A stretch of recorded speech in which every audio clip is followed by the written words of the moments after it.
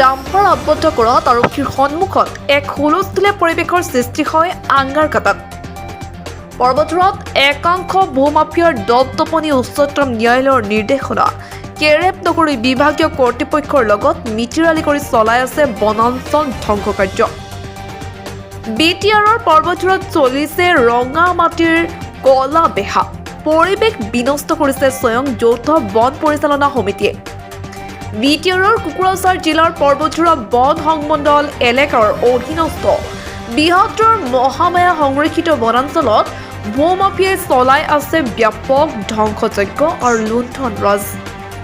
বৰ্তমান বগৰীবাৰী অঞ্চলত ৰেল বিভাগৰ নিৰ্মীয়মন উৰণীয়া সেতুৰ তলত মাটি পেলোৱাৰ নামত একাংশ ঠিকাদাৰে স্থানীয় যৌথ বন পৰিচালনাৰ সমিতিৰ সহযোগত সংৰক্ষিত বনাঞ্চলত জেচিবিৰে পাহাৰ পৰ্বত আৰু গ্ৰীণ বেল্ট এলেকাত দিনে নিশা অবিৰতভাৱে ডাম্পাৰে অবৈধভাৱে ৰঙা মাটি কাটি খাস্তাং কৰি প্ৰাকৃতিক পৰিৱেশৰ প্ৰচুৰ ক্ষতি সাধন কৰি আছে।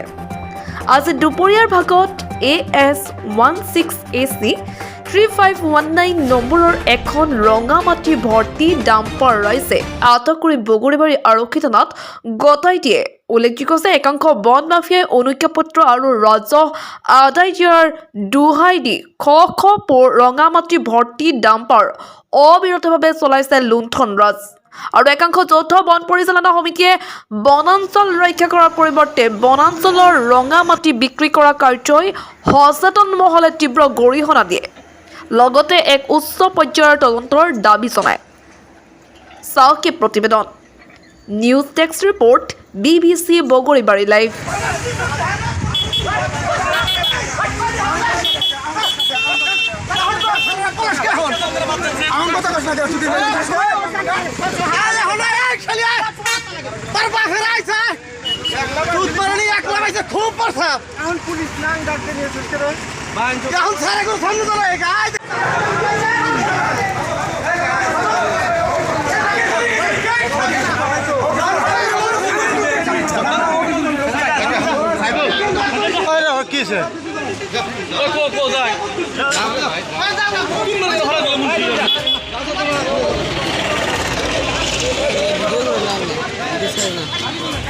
ক্ষতিকাৰীয়ে বন ধ্বংস লগত জড়িত কিছুমান ব্যক্তিয়ে এনেধৰণৰ অবৈধভাৱে মাটি কাটি আছে। আমি গৰাখহনীয়া ৰোধ কৰাৰ কাৰণে বিভিন্ন সময়ত বিভিন্ন ধৰণৰ গছনি বা আদি লগাই গৰাখহনীয়া ৰোধ কৰাৰ কাৰণে আমি প্ৰচেষ্টা চলাই আছিলোঁ।